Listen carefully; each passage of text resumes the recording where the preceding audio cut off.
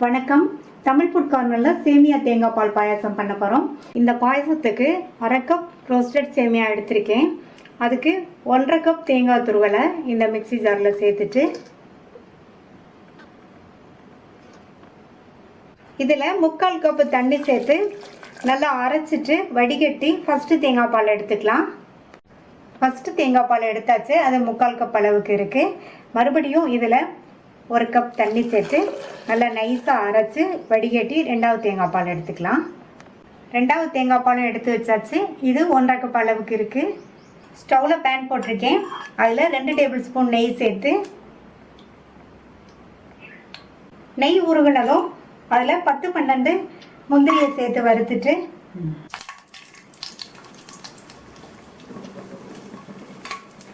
முந்திரியோட colour மாறி வருது. அதில் 10-12 உலர்ந்த திராட்சையும் சேர்த்து வறுத்துக்கலாம். ரெண்டுமே நல்லா வறுபட்டுருச்சு. இதை தனியாக எடுத்து வச்சுட்டு அடுத்து பொடியாக கட் பண்ண 2 டேபிள் ஸ்பூன் தேங்காய் துண்டுகளை சேர்த்து வறுத்து எடுத்துக்கலாம். இந்த மாதிரி தேங்காய் துண்டுகள் சேர்க்கறது பாயசத்துக்கு நல்ல டேஸ்ட் கொடுக்கும். தேங்காய் துண்டுகளும் நல்லா வறுபட்டு கலர் மாறிடுச்சு. இதையும் எடுத்து தனியாக வச்சிடலாம். மீதி இருக்கிற அதே நெய்லையே 1/2 கப்பு வறுத்த சேமியாவை சேர்த்துட்டு வறுத்துக்கலாம். சேமியா வறுத்த சேமியாவாக இருந்தாலும் இந்த மாதிரி நம்ம பாயசம் பண்ணும்போது அதை லைட்டாக வறுத்து விட்டுட்டு பாயசம் பண்ணால் பாயசம் நல்லாயிருக்கும். சேமியா நெய்லே வறுபட்டு நல்லா வாசனை வந்துருச்சு. இது கூட தேங்காய் பாலை சேர்த்துடலாம். 2வது தேங்காய் பால் 1/2 கப் அளவுக்கு இருக்குது. நல்லா கலந்து விட்டாச்சு. சேமியா தேங்காய் பால்லையே நல்லா சாஃப்டாக வெந்து வரணும்.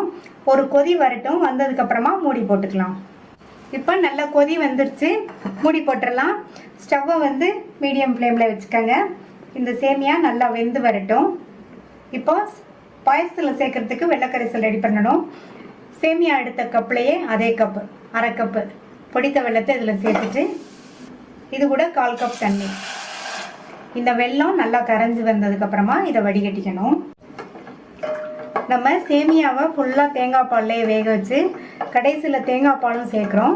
தேங்காய் பாலில் ஸ்வீட்னஸ் இருக்கிறதுனால இந்த பாயசத்துக்கு இந்த அளவு வெல்லம் கரெக்டாக இருக்கும். வெல்லம் நல்லா கரைஞ்சிருச்சு. இதை வடிகட்டி தனியாக எடுத்து வச்சுக்கலாம்.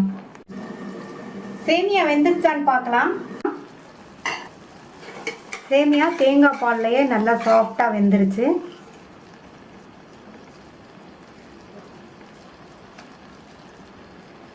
அடுத்து இதில் வடிகட்டி வச்ச வெள்ளைக்கரைசலை சேர்த்து நல்லா கலந்து விட்டுறலாம்.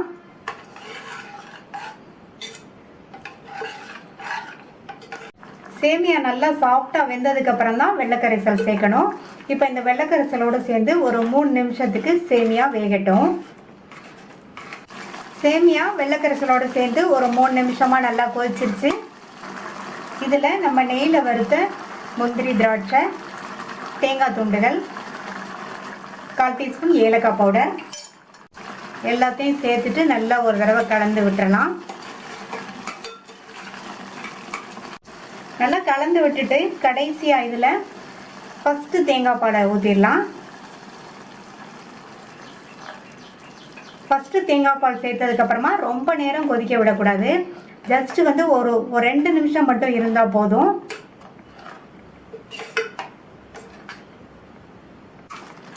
ஃபஸ்ட்டு தேங்காய் பால் சேர்த்ததுக்கப்புறமா ஒரு 2 நிமிஷத்துக்கு இந்த மாதிரி கலந்து கொடுத்துட்டே இருங்க. ஃபஸ்ட்டு தேங்காய் பால் ஊற்றி 2 நிமிஷம் ஆச்சு. போதும், ஸ்டவ் ஆஃப் பண்ணிடலாம். ரொம்ப டேஸ்டான சேமியா தேங்காய் பால் பாயாசம் ரெடி ஆயிடுச்சு.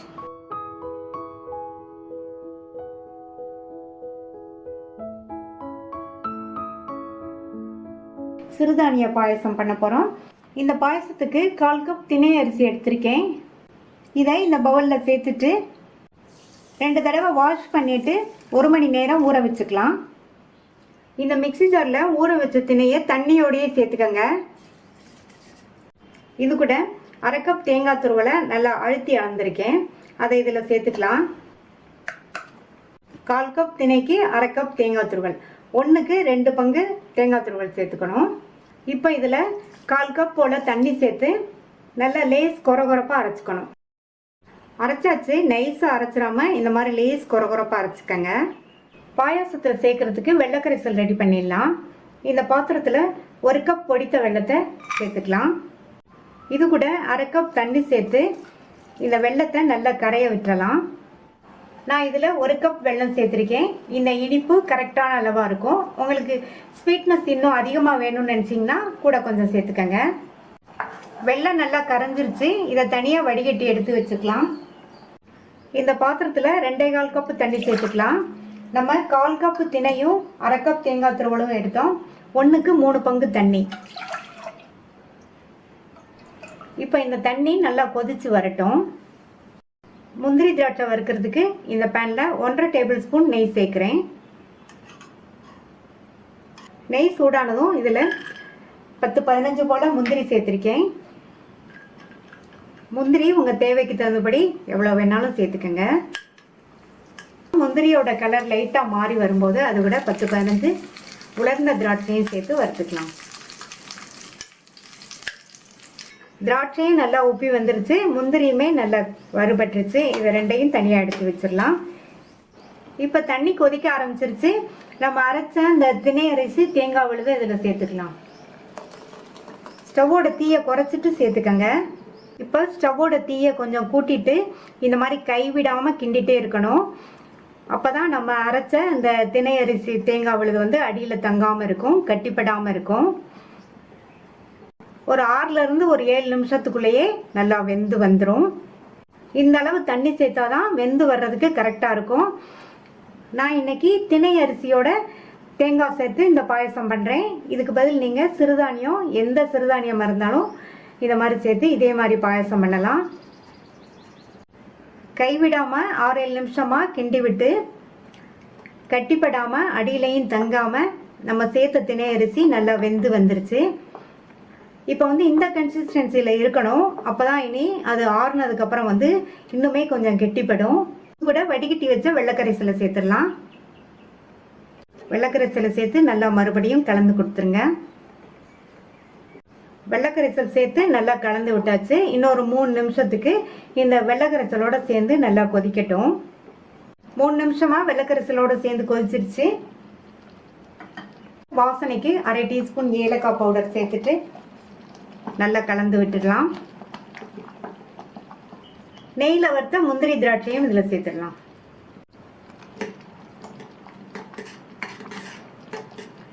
முந்திரி திராட்சை சேர்த்து நல்லா கலந்து விட்டாச்சு. ஸ்டவ் ஆஃப் பண்ணிடலாம்.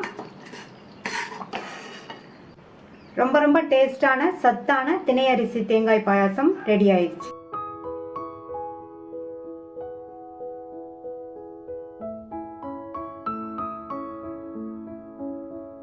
தேங்காய் கீர் பண்ண போறோம். அதுக்கு இந்த பேன்ல 1 டீஸ்பூன் நெய் சேர்த்து நெய் உருகுனதும் இதுல 10லேருந்து 12 பாதாம 2 கட் பண்ணி சேர்த்திருக்கேன். 10-12 முந்திரியை 2 உடைச்சு சேர்த்திருக்கேன். ரெண்டையும் மிதமான தீயில வச்சு வறுத்துக்கலாம். ரெண்டுமே வறுபட்டுருச்சு. இதை தனியா எடுத்து வச்சுட்டு இதுல 2 டேபிள் ஸ்பூன் ரவை சேர்த்து இதையும் மிதமான தீயில வச்சு ஒரே 1 நிமிஷம் மட்டும் வறுத்துக்கங்க.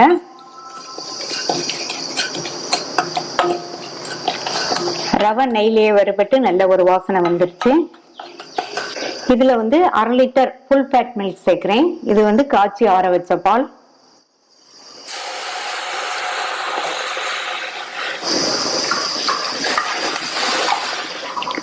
பாலை சேர்த்துட்டு நல்லா கலந்து விட்டுருங்க. இந்த பால் நல்லா சூடாகி கொதிச்சு வரட்டும். இப்ப பாத்தீங்கன்னா பால் கொதிக்க ஆரம்பிச்சிருச்சு. இதுல 1 கப் தேங்காய் துருவல் சேர்க்கிறேன். தேங்காய் துருவலை நல்லா டைட்டா அளக்காம லூஸா அளந்திருக்கேன். அதே மாதிரி துருவலை நீங்க கொஞ்சம் பெரிய துருவலா துருவிக்கங்க. இந்த மாதிரி இந்த தேங்காய் கீருக்கு அப்படி துருவினாதான் நல்லா இருக்கும். இது கூட 3 ஏலக்காவை தட்டி சேர்த்திருக்கேன். 1/4 cup condensed milk, 2 table spoon sugar, கொஞ்சமா குங்குமப்பூ, நெய்ல வறுத்த பாதாம் முந்திரியை சேர்க்கிறேன்.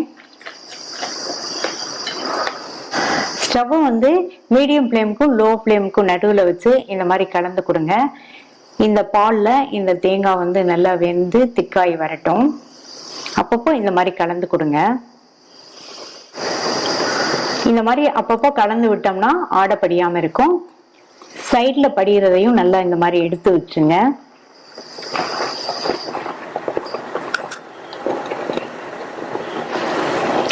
இப்போ 4 நிமிஷம் ஆச்சு, திக்காய் வந்திருக்கு பாருங்க. இன்னும் ஒரு 2 நிமிஷத்துக்கு இருக்கட்டும், இன்னுமே நல்ல திக்காய் வந்துடும். இப்போ நல்ல திக்காய் வந்துருச்சு. நம்ம சேர்த்த தேங்காய் துருவெல்லாம் நல்லா வெந்துருச்சு, க்ரீமியாகவும் இருக்கு. இது வந்து கரெக்டான கன்சிஸ்டன்சி. இப்போ ஸ்டவ் ஆஃப் பண்ணிட்டு சர்வ் பண்ணிடலாம். நல்லா சூப்பரா சுவையான தேங்காய் கீர் ரெடி ஆயிடுச்சு.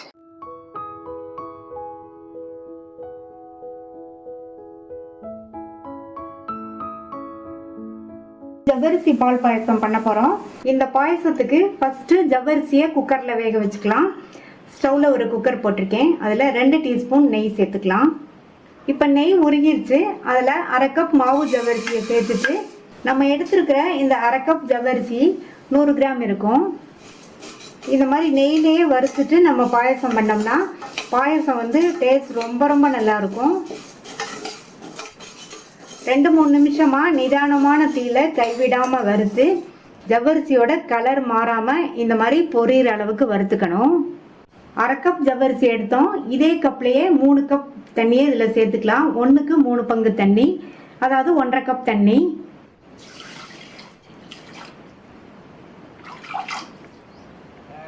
தண்ணி சேர்த்து நல்லா ஒரு தடவை கலந்து விட்டுட்டு மூடி போட்டுடலாம். ஸ்டீம் வந்ததுக்கு அப்புறமா வெயிட் போட்டு மீடியம் ஃப்ளேம்ல 5 விசில் வேக வச்சுக்கலாம். 5 விசில் வந்துடுச்சு. ஜவ்வரிசி நல்லா சாஃப்டா வெந்துருச்சு. இந்த கப்ல 1 கப் ஜவ்வரிசி எடுத்தோம். இதே கப்ல காய்ச்சி ஆற வச்ச பால் 5 கப் சேர்த்துக்கலாம். 5 கப் அளவு பாலை இதுல சேர்க்கிறேன். மறுபடியும் ஸ்டவ் ஆன் பண்ணிக்கலாம். இந்த ஜவ்வரிசி இந்த பாலோட சேர்ந்து ஒரு 4ல இருந்து 5 நிமிஷத்துக்கு நல்லா கொதிச்சு வெந்துட்டு இருக்கட்டும். பால்ல இந்த ஜவ்வரிசி வெந்துட்டு இருக்கும்போது இந்த மாதிரி கிண்டி கொடுத்துட்டே இருங்க. அப்பதான் வந்து ஜவ்வரிசி இந்த குக்கர்ல அடியில தங்காம இருக்கும். நம்ம சேர்த்த பால் கொதிச்சதுக்கு அப்புறமா இந்த பால்லையே இந்த ஜவ்வரிசி 5 நிமிஷமா நல்லா வெந்துருச்சு. இந்த மாதிரி இந்த பாயசத்துக்கு நம்ம பால் அதிகமாக சேர்த்து பண்ணும்போது நல்லா கிரீமியாக சாப்பிட்றதுக்கு நல்ல டேஸ்டாக இருக்கும். அடுத்து இதில் ஜவ்வரிசி எடுத்த அதே கப்லேயே 1 கப் அளவுக்கு சர்க்கரை அதில் சேர்த்துக்கலாம். நீங்கள் எந்த கப்பில் ஜவ்வரிசி எடுக்கிறீங்களோ அதே கப்லேயே வந்து நீங்கள் பால் சர்க்கரை எல்லாத்தையுமே அளந்துக்கங்க. இப்போ சர்க்கரை சேர்த்ததுக்கப்புறமா நல்லா ஒரு தடவை கலந்து கொடுத்துடலாம். சர்க்கரை சேர்த்து நல்லா கரைஞ்சி ஒரு 3 நிமிஷமாக கொதிச்சிருச்சு. நான் வந்து இதில் 1/2 கப் சர்க்கரை சேர்த்துருக்கேன். ஸ்வீட்னஸ் வந்து கரெக்டாக இருக்கும். நீங்கள் உங்கள் தேவைக்கு தகுந்தபடி சேர்த்துக்கங்க. இப்போ பாயசம் கரெக்டான கன்சிஸ்டன்சியில் இருக்குது. இது ஆறுனா இன்னும் கொஞ்சமே திக்காகும். இதில் வாசனைக்கு 1/2 டீஸ்பூன் ஏலக்காய் பவுடர் சேர்த்துக்கலாம். சேர்த்துட்டு நல்லா ஒரு தடவை கலந்து விட்டுட்டு அடுத்து இதில் முந்திரி திராட்சை வறுத்து சேர்த்துக்கலாம். முந்திரி திராட்சை வறுக்கிறதுக்கு இதில் 1 டேபிள் ஸ்பூன் நெய் சேர்க்குறேன். நெய் உருகினதும் இதில் 15 போல் முந்திரி சேர்த்து வறுத்துக்கலாம். இந்த முந்திரி வந்து லைட்டாக அதனுடைய கலர் மாறி வரும்போது நம்ம உலர்ந்த திராட்சை சேர்த்தா போதும். இப்போ முந்திரியோட கலர் மாறிடுச்சு. இதில் 10-12 போல் உலர்ந்த திராட்சையை சேர்த்துட்டு இது நல்லா உப்பி வர வரைக்கும் வறுத்துக்கலாம். முந்திரி திராட்சை ரெண்டுமே நல்லா வறுபட்டுச்சு. இதை பாயசத்தில் சேர்த்துடலாம். முந்திரி திராட்சை சேர்த்து நல்லா கலந்து விட்டாச்சு. நல்ல டேஸ்டான கிரீமியான ஜவ்வரிசி பால் பாயாசம் ரெடி ஆயிடுச்சு.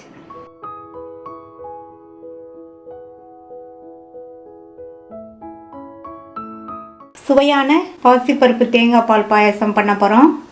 கடாய் போட்டு சூடாயிடுச்சு. இந்த கப்ல 1 கப் பாசிப்பருப்பை இதுல சேர்த்துட்டு வறுத்துக்கணும். ஸ்டவ்வை நிதானமா வச்சு வறுக்கணும். பாசிப்பருப்போட கலர் வந்து ஓரளவு மாறி, அதாவது பொன்னிறமா வரணும். அந்த அளவுக்கு வறுத்துக்கணும். கருக விட்டுறக்கூடாது.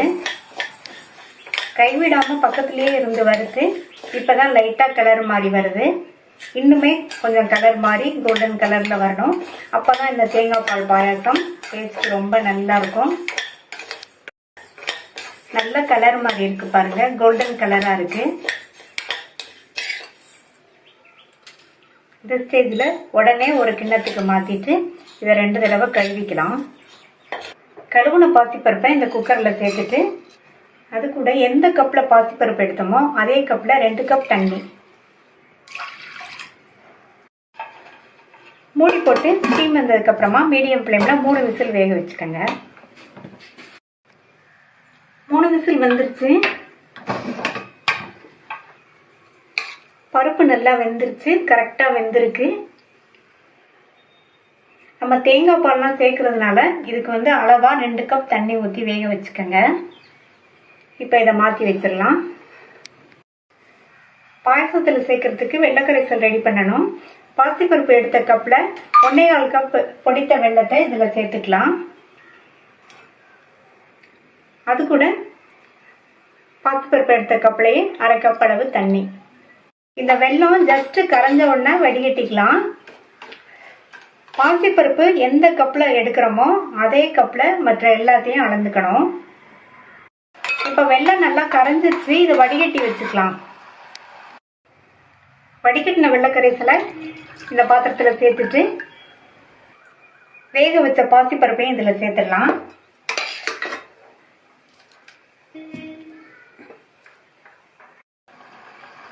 எல்லா பாசிப்பருப்பையும் சேர்த்தாச்சு.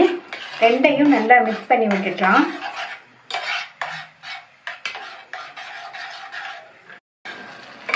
பாசிப்பருப்பு இந்த வெள்ளைக்கரைசலோட சேர்ந்து வெந்து ஓரளவு கொஞ்சம் கெட்டியாகி வரட்டும். ஏன்னா நம்ம தேங்காய் பால் சேர்க்கறதுனால கொஞ்சம் கெட்டியாகி வந்தால் தான் நல்லா கரெக்டாக இருக்கும். பாசிப்பருப்பு வெள்ளைக்கரைசலோட சேர்ந்து ஓரளவு கெட்டியாகி வந்திருக்கு. இதில் தேங்காய் பால் சேர்க்கணும். பாசிப்பருப்பு எடுத்த கப்லேயே 2 கப் தேங்காய் பால்.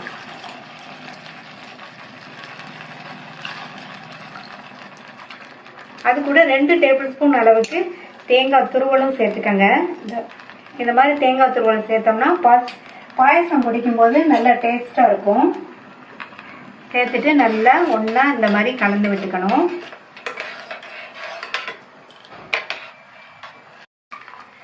தேங்காய் பால் சேர்த்ததுக்கு அப்புறமா ஒரு 2-3 நிமிஷம் மட்டும் எல்லாம் ஒன்று சேர்ந்து கொதிக்கட்டும். தேங்காய் பால் சேர்த்து 2-3 நிமிஷமாக கொதிச்சிருச்சு. பாயாசம் வந்து இந்த அளவு திக்னஸில் இருக்கணும். இனி இதுக்கு முந்திரி திராட்சை வறுத்து சேர்த்துடலாம். முந்திரி திராட்சை வறுக்கிறதுக்கு இதில் வந்து 2 டேபிள் ஸ்பூன் நெய் சேர்த்துக்கலாம். நான் 2 டேபிள் ஸ்பூன் நெய் சேர்த்துருக்கேன். நீங்கள் கம்மியாக வேணாலும் சேர்த்துக்கங்க. இந்த அளவு சேர்த்தோம்னா அந்த முந்திரி திராட்சையோட வறுத்து பாயசத்தில் சேர்க்கும்போது அந்த பாயசம் ரொம்ப டேஸ்டாக இருக்கும். நெய் சூடானதும் அதில் 10-12 போல முந்திரியும் உலர்ந்த திராட்சையும் சேர்த்து வறுத்துக்கலாம். முந்திரியும் பொன்னிறமாக வறுபட்டுருச்சு, உலர்ந்த திராட்சையும் நல்லா உப்பி வந்துருச்சு. இதை இந்த பாயசத்தில் சேர்த்துடலாம். இது கூட 1/4 டீஸ்பூன் ஏலக்காய் பவுடர் சேர்த்துட்டு நல்லா கலந்து விட்டுருங்க. இப்போ நம்மளுடைய பாசிப்பருப்பு தேங்காய் பால் பாயாசம் ரெடி ஆயிடுச்சு.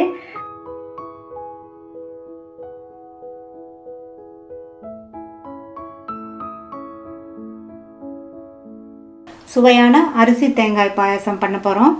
1/4 கப் பச்சரிசியை இதில் சேர்த்துட்டு கழுவிட்டு 1 மணி நேரம் ஊற வச்சுக்கலாம். 1 மணி நேரமாக ஊற வச்ச பச்சரிசியை தண்ணியை வடித்து வச்சுருக்கேன். இதை இந்த மிக்ஸி ஜாரில் சேர்த்துடலாம். இந்த பாயாசத்துக்கு பச்சரிசி தான் நல்லாயிருக்கும். அது கூட 1 கப் தேங்காய் துருவல், 1/4 கப் தண்ணி சேர்த்து நம்ம லேஸ் கொரப்பாக அரைச்சிக்கலாம். ரொம்ப நைஸாக அரைச்சிடாமல் இந்த மாதிரி ஓரளவு கொரப்பாக அரைச்சிக்கங்க. இந்த பாத்திரத்தில் 3 கப் அளவுக்கு தண்ணி சேர்த்துடலாம். தண்ணி நல்லா கொதிச்சதுக்கப்புறமா ஸ்டவ்வை சிம்மில் வச்சுட்டு நம்ம அரைச்ச அரிசி தேங்காய் விழுதை இதில் சேர்த்துடலாம்.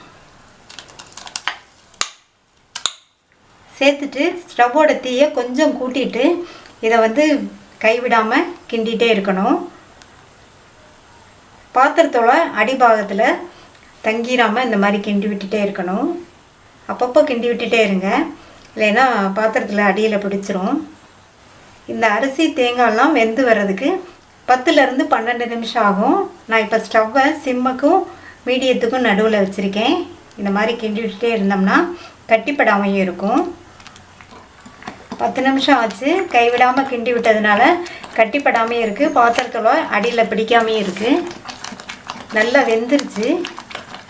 இது அப்படியே இருக்கட்டும். வெள்ளைக்கரைசல் ரெடி பண்ணி ஊற்றிடலாம். 1/4 கப் அரிசிக்கு அதுபோல் 3 பங்கு 3/4 கப் பொடித்த வெல்லம் எடுத்து வச்சுருக்கேன். இதை இந்த பாத்திரத்தில் சேர்த்துட்டு அது கூட 1/2 கப் தண்ணி சேர்த்துடலாம். வெல்லம் நல்லா கரைஞ்சி கொதிச்சிருச்சு. இதை வடிகட்டிக்கலாம். வடிகட்டின வெள்ளைக்கரைசலை இதில் சேர்த்துட்டு நல்லா மிக்ஸ் பண்ணி விட்டுறணும்.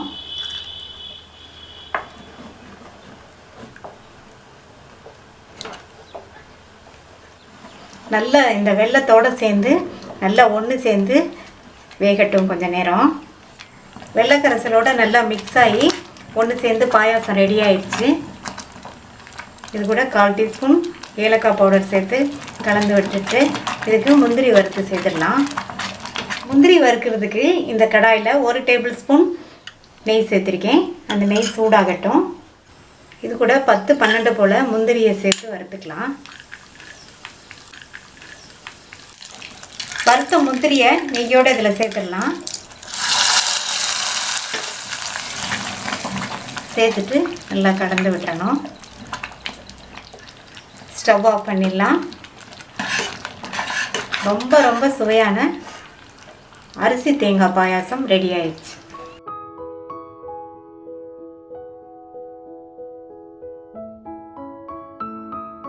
அவல் பாயாசம் பண்ணலாம். இந்த பேன்ல 1 டேபிள் ஸ்பூன் நெய் சேர்த்திருக்கேன். நெய் உருகுனதும் இதுல 10-12 முந்திரியை சேர்த்துட்டு இந்த முந்திரி லேசா வறுபடட்டும். முந்திரி அதனுடைய கலர் மாதிரி லைட்டா வறுபட்டிருக்கு. இது கூட 2 டேபிள் ஸ்பூன் தேங்காய் துண்டுகளையும் சேர்த்து வறுத்துக்கலாம்.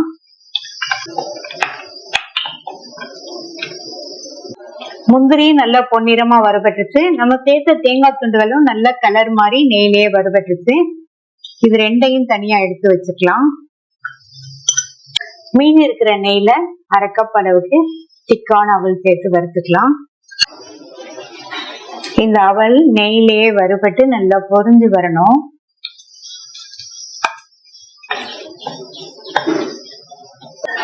அவல் நெய்லயே வறுபட்டு நல்லா பொரிஞ்சு வந்துருச்சு.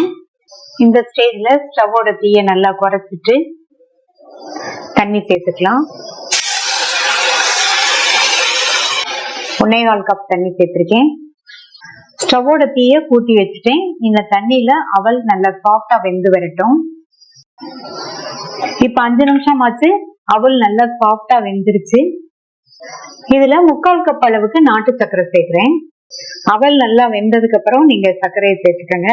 நான் 3/4 கப் சேர்த்திருக்கேன். நீங்க உங்களுடைய இனிப்பு சுவைக்கு தகுந்தபடி சேர்த்துக்கங்க. இப்ப நல்லா கலந்து விட்டுருங்க.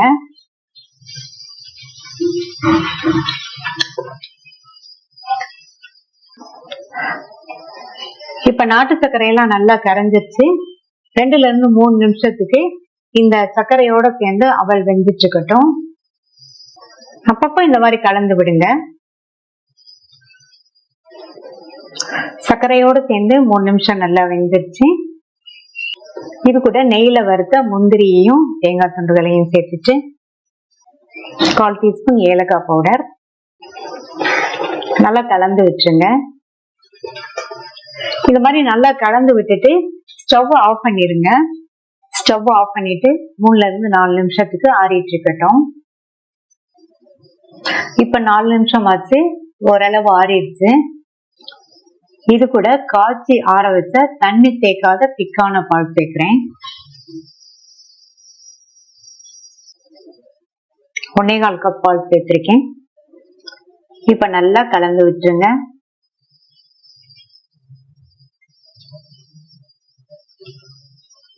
இந்த மாதிரி நல்லா கலந்து விட்டதுக்கு அப்புறமா ஸ்டவ் ஆன் பண்ணிக்கலாம்.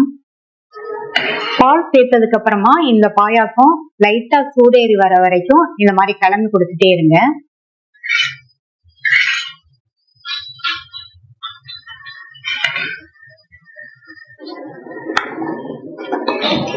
இப்ப பாயாசம் லைட்டா சூடேறிடுச்சு.